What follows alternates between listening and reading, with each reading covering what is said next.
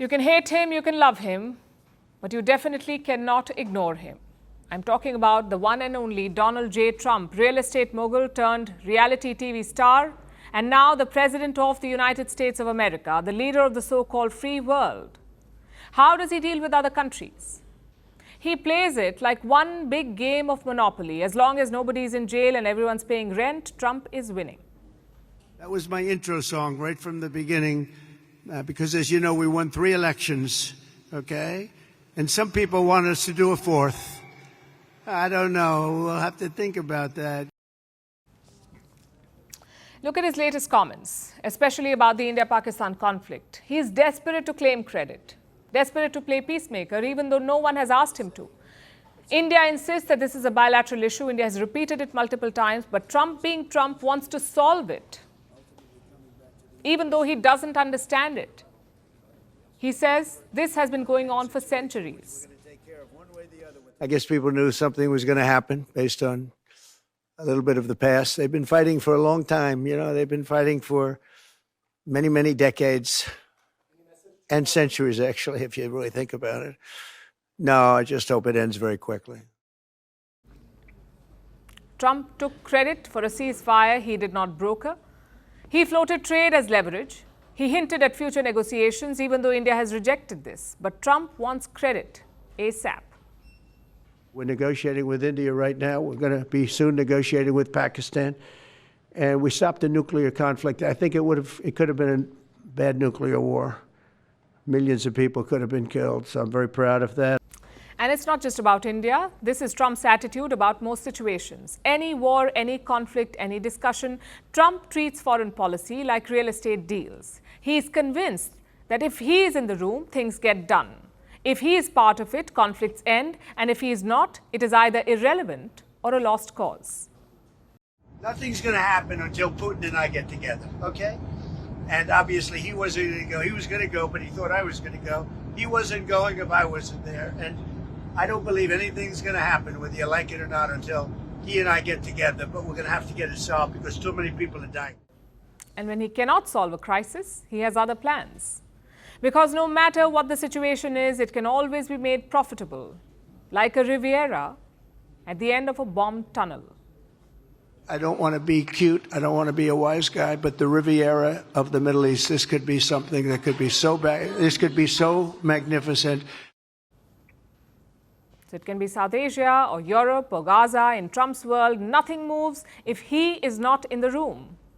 And when he is in the room, he's usually distracted by the marble floors or the camels outside. The job you've done is second to none. You look at this, it's so beautiful. As a construction person, I'm seeing perfect marble. This is what they call perfecto. And just a great job you've done, and what a beautiful place. And we appreciate those camels. I haven't seen camels like that in a long time. Trump treats geopolitics like an episode of The Apprentice. Global crises solved by gut feeling. Alliances, nothing more than glorified protection rackets. Institutions, just a pile of bad deals waiting to be scrapped. Dictators, strong guys getting things done. And terrorists, sometimes in Trump's world, they're just good-looking, attractive guys with potential. His words. How did you find the Syrian president? Right. I think very good. Young, attractive guy, tough guy. You know, strong pass. Very strong pass fighter. Does that worry you at all? He's got a real shot at pulling it together. I want to thank His Royal Highness, the Crown Prince, for that incredible introduction. He's an incredible man. Known him a long time now. There's nobody like him.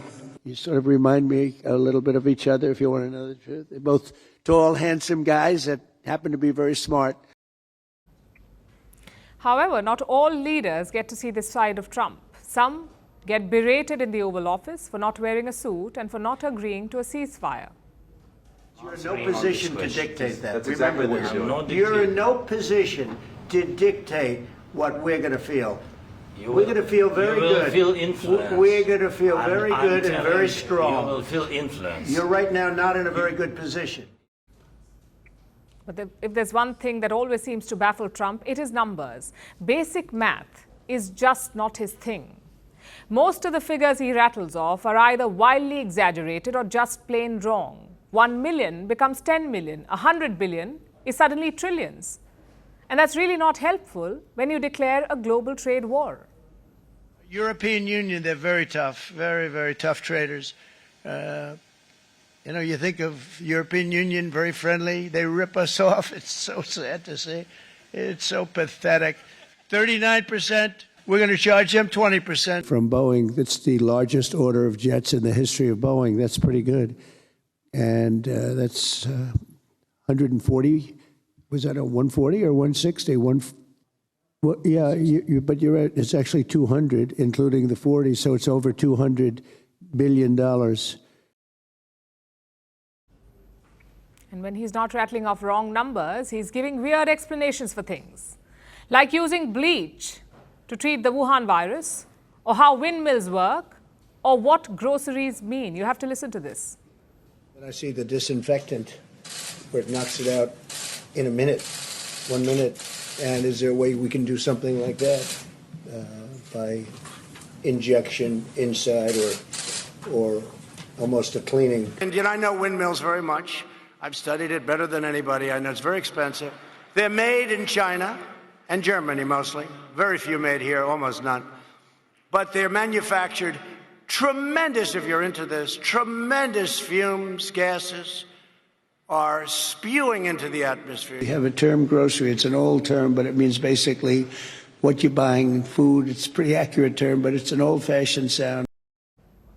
It makes you want to laugh. Trump's foreign policy is rich with comedy, the handshakes, the mispronunciations, the Twitter diplomacy, and the casual shoving.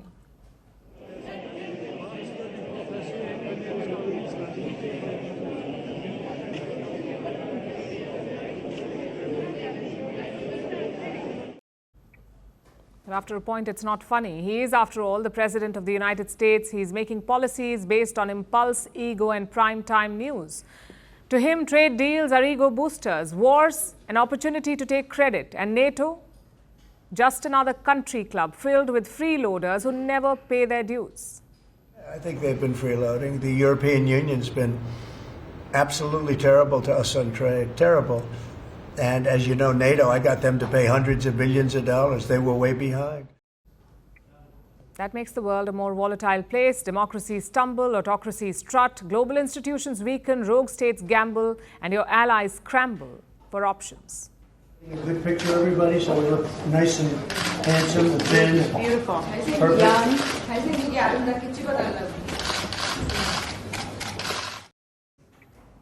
Sure, that's hilarious, but behind this comedy is a deeply problematic idea that the world can be run like a business.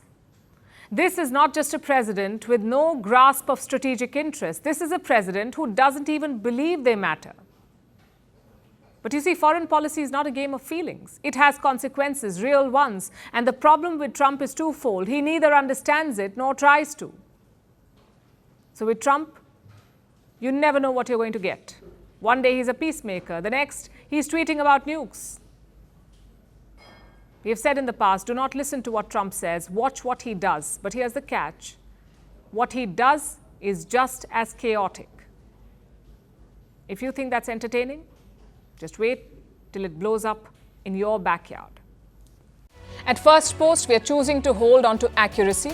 That means we won't always be first. We may not get you your breaking alert. But what you will get is what we owe you. And that is the truth.